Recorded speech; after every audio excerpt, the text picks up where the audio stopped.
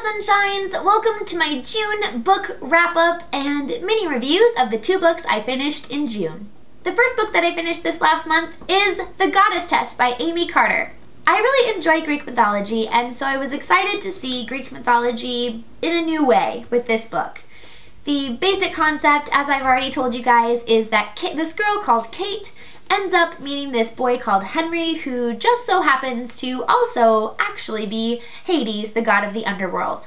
He makes a deal with her that if she attempts to take the place of Persephone by trying to pass these 7 goddess tests while living in his place, in his house, over the winter months, that he will keep her mother, who is dying of cancer, alive until she's ready to say goodbye. I don't want to throw any spoilers out there, so I won't. But it's really kind of interesting to see her character involvement over meeting him and coming to terms with the fact that all of these Greek myths that she grew up with are actually not in fact myths at all, but are reality, and that she might end up becoming immortal and becoming among the gods. So I thought that the idea was super unique, and that's what excited me to read it. I have the next book on hold at the library, and I'm really excited to start reading it. The second book that I finished this month was Aristotle and Dante Discover the Secrets of the Universe by Benjamin Alire-Senes.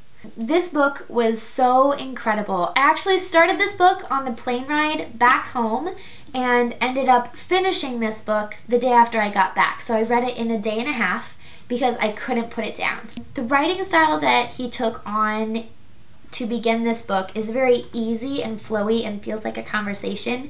There's a lot of chapters and like mini chapters in sort of a style that I tend to really connect with.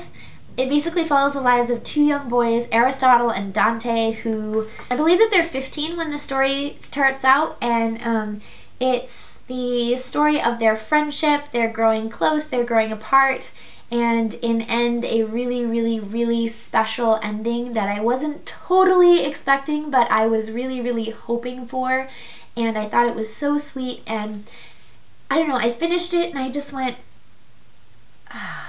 that is the way that that book should have finished. And there's just this overwhelming sense of happiness and peace and tranquility almost kind of came upon me, and it was a really magical book in that sense. I connected with it in a really deep and personal way. There were a lot of moments that I just felt like connected with the story and with the journey of these 2 boys. I tried to go out and buy it right away, but I couldn't find it. I don't have access to a bookstore close by me. All I have is like a half-price books, and they didn't have it, unfortunately. This book is on my purchase list, and I will be buying it as soon as I can get my hands on it because it was a really great book, and honestly, I would read it again and again.